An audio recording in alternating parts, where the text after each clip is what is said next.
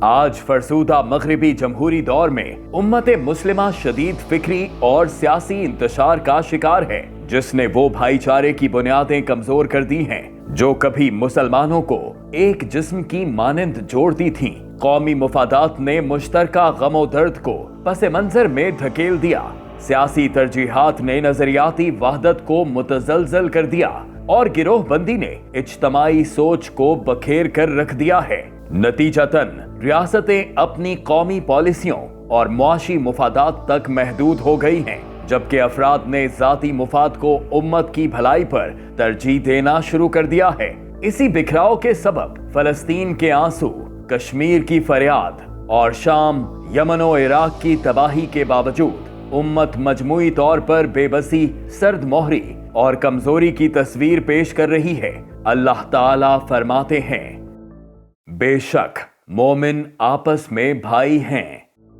یہ ہدایت آج بھی امت کے اتحاد اور اجتماعی ذمہ داری کی ضرورت کو واضح کرتی ہے۔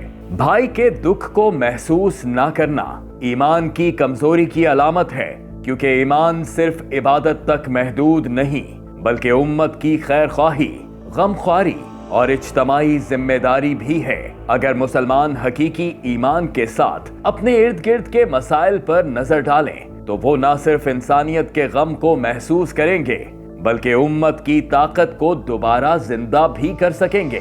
جب ہم خلافت کے سنہرے دور پر نگاہ ڈالتے ہیں تو ایک مربوط، منظم اور مضبوط امت نظر آتی ہے، جہاں ایک قیادت، ایک مرکز اور ایک پالیسی مسلمانوں کے دلوں کو جوڑے رکھتی تھی۔ امت کا کوئی بھی مسئلہ مرکز کی ترجیح بنتا اور ظلم کہیں بھی ہوتا تو پوری امت اس کے دفاع کو اپنا فرض سمجھتی تھی۔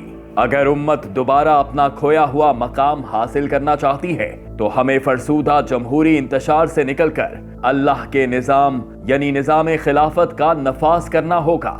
یہی وہ واحد نظام ہے جو امت کی نظریاتی وحدت، عملی نظم اور اجتماعی ذمہ داری کی طرف لے جاتا ہے۔ عدل، قوت اور خوشحالی کے یہ ستون مسلمان کی تقدیر کو بدل سکتے ہیں اور امت مسلمہ کو دوبارہ دنیا میں سربلند مقام دلا سکتے ہیں۔ اب وقت ہے کہ ہر مسلمان اپنی خودی، شعور اور اجتماعی ذمہ داری کو بیدار کر کے اتحاد قائم کرے اور مستقل جدوجہد کے ذریعے امت کے روشن مستقبل کی بنیاد رکھے۔ ایک ہوں مسلم حرم کی پاسبانی کے لیے، نیل کے ساحل سے لے کر تا بخا کے کاشغر۔